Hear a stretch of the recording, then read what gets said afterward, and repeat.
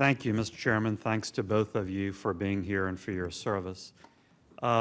Ms. Sherman, I wanted to follow up on a really important issue that I think my colleague, Senator Scott, got into, and that is these two significant secret, i.e., IAEA agreements.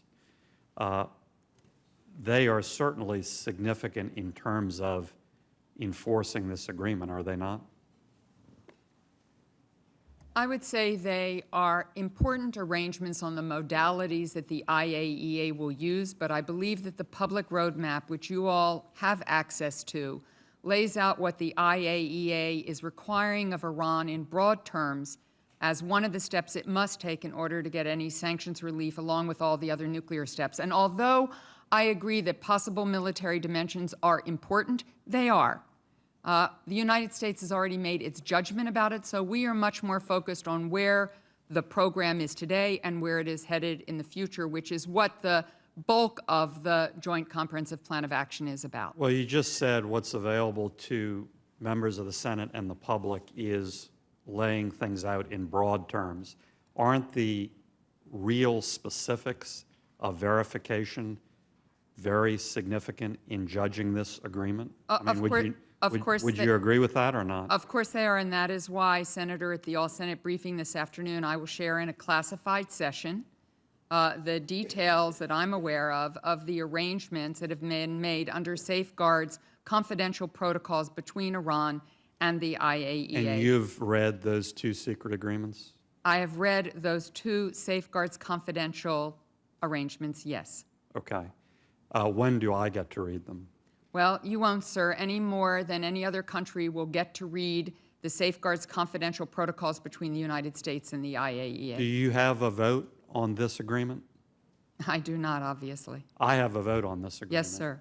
You don't think it's appropriate that I would get to read? You've read these agreements, and I think that's appropriate. I'm not arguing with that.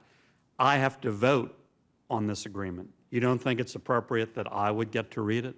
As I said to the IAEA and to all of my colleagues, that I would have to share the arrangements in a classified session with the United States Congress. That's not my question. Because of Do the you think it's responsibility appropriate in our that I don't Constitution. get to read it when I have to vote on the matter? Senator, you'll have to make your own judgment about it. I'm asking your opinion. Do you think that's appropriate? My opinion is that it is in the United States national security interest for there to be a comprehensive safeguards protocol, and that those protocols remain confidential. That is in our national security interest.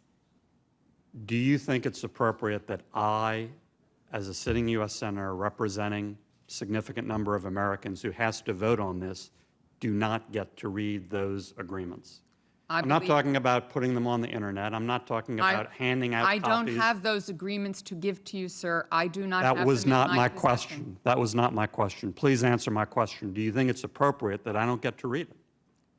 I think that the system that has been put in place that maintains these as confidential documents between the IAEA and the countries with which it operates under the Comprehensive Safeguards Agreement is appropriate.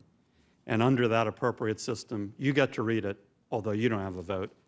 I don't get to read it, although I do have to vote. Okay, let me move on.